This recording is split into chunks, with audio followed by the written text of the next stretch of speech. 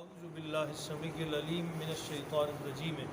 بسم اللہ الرحمن الرحیم الم تر الی الذین نافقوا یقولون لاخوانهم الذین کفروا من اہل الکتاب لئن اخرجتم لنخرجن معکم ولا نطیع فیکم احدا ابدا وان قوتلتم لننصرنکم واللہ یشہد انہم لکاذبون صدق اللہ مولانا العظیم وصلوا علی الحبیب اللہم صلی علی سیدنا و مولانا محمد وآلہ وصحبہ وعترتہ اجمعین۔ حضرات گرامی قدر، آج ہم جو آیات طیبہ پڑھیں گے ان میں قبیلہ بنو نذیر کی جلا وطنی کے واقعے کو ہی ذکر کیا گیا ہے کہ جب سرکار دو عالم صلی اللہ تعالیٰ علیہ وسلم نے یہودیوں کے قبیلہ بنو نذیر کو 10 دن کا الٹیمیٹم دے دیا کہ 10 دن کے اندر اندر شہر مدینہ چھوڑ دیں اور چلے جائیں، تو رئیس المنافقین عبداللہ ابن ابی اور ابن نبتہل، یہ جو مدینہ کے منافق تھے، انہوں نے یہودیوں کو پیغام بھیجا خفیہ طور پر کہ تم بالکل پکے رہو، کوئی جلا وطنی کی ضرورت نہیں، اگر تمہیں جلا وطن کیا گیا تو ہم بھی تمہارے ساتھ جائیں گے، اگر تمہارے ساتھ جنگ ہوئی تو ہم 10,000 کی تعداد میں تمہارے ساتھ مل کر مسلمانوں کا مقابلہ کریں گے۔ اس لیے بالکل پیڑے رہے، نکلنے کی کوئی ضرورت نہیں ہے، ان کی بات ماننے کی کوئی، ادھر صفوں میں کھڑے تھے، نمازیں پڑھ رہے تھے سرکار کے ساتھ، اور ادھر یہ پیغام دے رہے۔ اللہ کریم نے اپنے حبیب کو ان کے سارے ارادوں سے آگاہی عطا فرمائی۔ یہ آیات طیبہ نازل ہوئی، اب پڑھیے،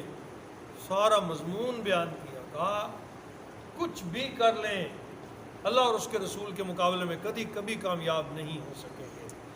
اور ان منافقوں کا ٹھکانہ جہنم ہوگا۔ فرمایا الم تر الی الذین، کیا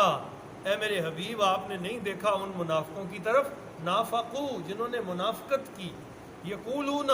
جو کہتے ہیں، لاخوانہم اپنے بھائیوں سے،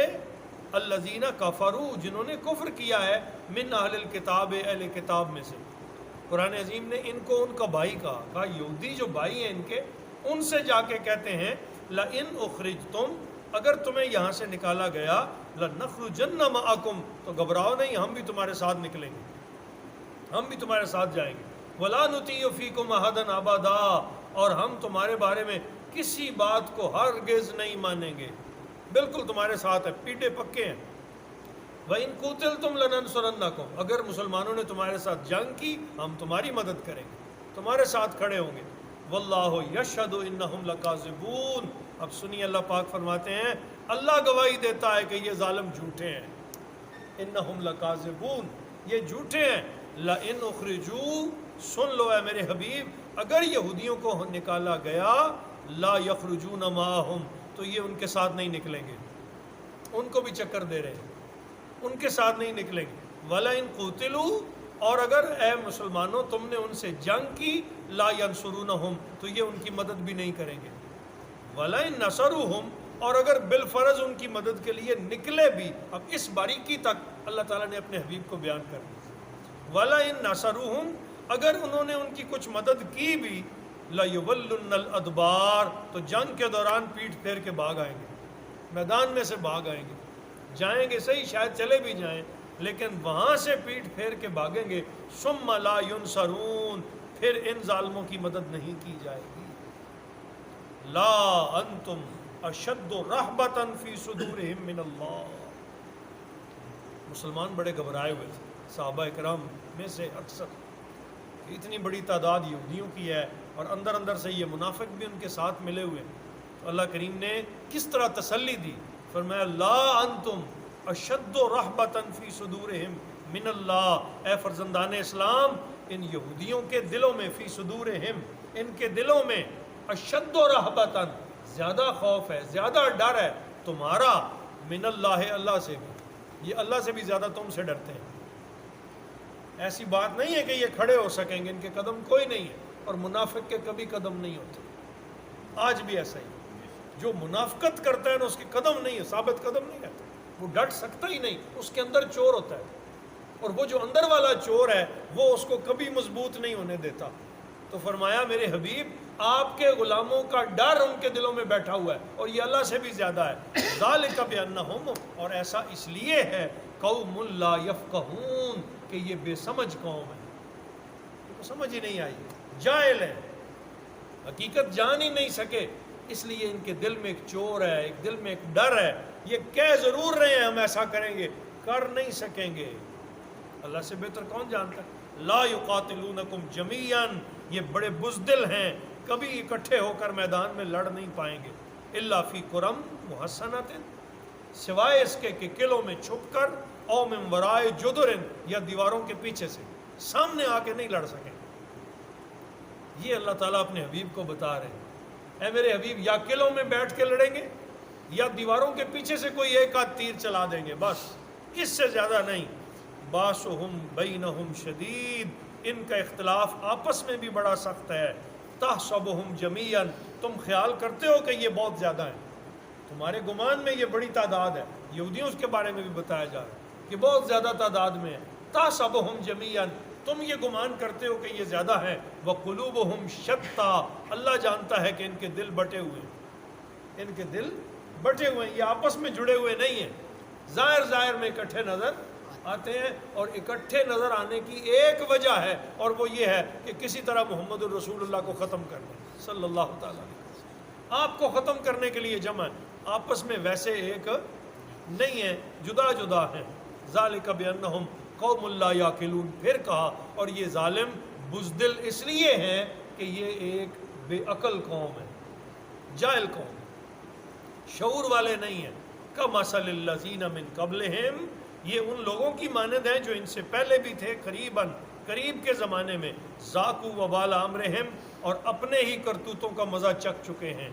وَلَهُمْ عَذَابٌ علیم، اللہ کی بارگاہ میں ان کے لیے دردناک عذاب تیار کیا گیا۔ کمثل الشیطان، اب ایک اور مثال دے کے فرمایا، ان کی مثال تو شیطان کی طرح ہے، کمثل الشیطان، ان کی مثال تو شیطان کی طرح ہے۔ اذ قال للانسان، وہ ظالم جب گناہ کروانا چاہتا ہے تو انسان سے کہتا ہے اکفر، انکار کر دے، کفر کر، جب بندہ کافر ہو جاتا ہے، فلما کفرا، جب وہ اللہ کا انکار کر دیتا ہے، قال انی بریء منک، تو کہتا ہو میں تو بھائی تجھ سے بری ہوں، میں نے کوئی تجھے کہا شاہ، قال انی بریء منک، میں تو میرا تجھ سے کوئی واسطہ نہیں، میں تو تجھ سے بری ہوں، بیزار ہوں، انی اخاف اللہ رب العالمین، میں تو دو جہانوں کے رب سے ڈرتا ہوں، میں تو دو جہانوں کے رب سے۔ جنگ بدر میں بھی یہی ہوا تھا نا، کہ جب ابو سفیان کے قافلے کی خبر ابو جہل کو ملی کہ وہ پہاڑ کے رستے سے، سمندر کے رستے سے ہو کے گزر گیا ہے اور مسلمانوں سے بچ گیا، وہ جو تجارتی قافلہ مکہ جا رہا تھا، اسے خبر دی گئی یہ 1000 کا لشکر لے کے آ رہا تھا، تو سارے اس کے جتنے قریبی تھے نا، سب نے کہا جناب اب جنگ کا کوئی فائدہ نہیں ہے، ہم نے جس قافلے کو بچانا تھا وہ تو نکل گیا، تو اب ہم عزت سے واپس چلے جائیں تو بہتر ہے، اپنوں سے جا کے لڑنا ہے، جو محمد رسول اللہ صلی اللہ علیہ وسلم کے ساتھ ہیں وہ سارے ہمارے اپنے ہیں، تو اب ان سے کیا فائدہ جنگ کرنے کا۔ تو وہاں یہ شیطان انسانی شکل میں ایک بڑے بزرگ سفید ریش انسان کی شکل میں ظاہر ہو گیا، اور ان سے کہنے لگا او کمال ہے، تم پیچھے ہٹ رہے ہو،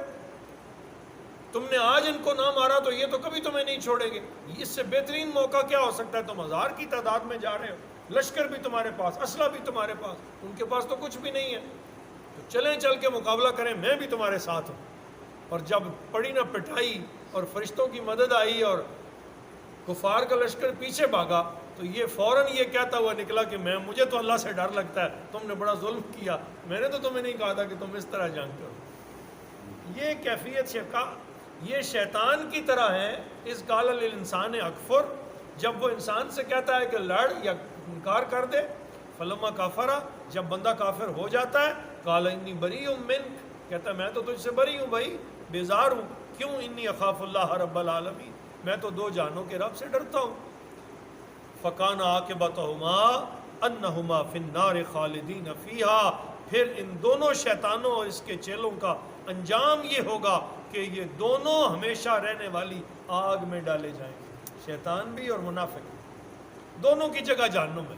دونوں کا ٹھکانہ میرے حبیب جہنم ہے۔ اس طرح کر کے اللہ تعالیٰ نے مسلمانوں کو مضبوط کیا، ان کے حوصلے مضبوط کر دیے۔ 7ویں دن بنو قریظہ اپنے قلعے خود گڑیاں چھوڑ کے گھر گرا کے بھاگ گئے، اور جو کچھ تھا سب مسلمانوں کے حوالے کر دیا۔ وَذَلِكَ جَزَاءُ الظَّالِمِينَ، یہ ہے ظالموں کی سزا۔ آج ہمارا یہ مضمون یہاں آ کے مکمل ہوا، جو ابتدائے صورت سے شروع ہوا تھا۔ اللہ تعالیٰ نے بنو قریظہ کے یہودیوں کا پورا واقعہ بنو نضیر کا قرآن عظیم میں یوں کر کے بیان کیا کہ جس کے ساتھ اللہ ہوتا ہے فتح اسے ہوتی ہے۔ منافقت جتنی بھی زیادہ ہو وہ کبھی پنپ نہیں سکتی، ایک نہ ایک دن اس کو ہارنا ہوتا ہے۔ اللہ تعالیٰ ہر بار معافی عطا کرے، کسی بھی زمانے میں کہیں بھی، اپنے گھر میں بھی، بچے اپنے والدین کے ساتھ بھی کبھی منافقت نہ کریں۔ منافقت کیا ہے کہ دل میں اور زبان پہ اور۔ مومن کون ہے؟ جس کے دل اور زبان دونوں ایک ہو جائیں، جو دل میں سوچے، دماغ میں سوچے، وہی زبان سے کہہ دے، اور جو زبان سے کہہ دے ہر حال میں اس کا پہرا دے، خواہ جان ہی کیوں نہ چلے۔ یہ ایمان ہے۔ اللہ تعالیٰ ہمیں بھی ایسا غیر متزلزل ایمان نصیب فرمائے۔ کل انشاءاللہ آخری رکوع کو پڑھیں گے جس میں اللہ تعالیٰ کے اسماء گرامی ہیں، اور بڑے شاندار طریقے سے اللہ نے اپنی الوہیت و قدرت کا بیان کیا ہے۔ وما علینا الا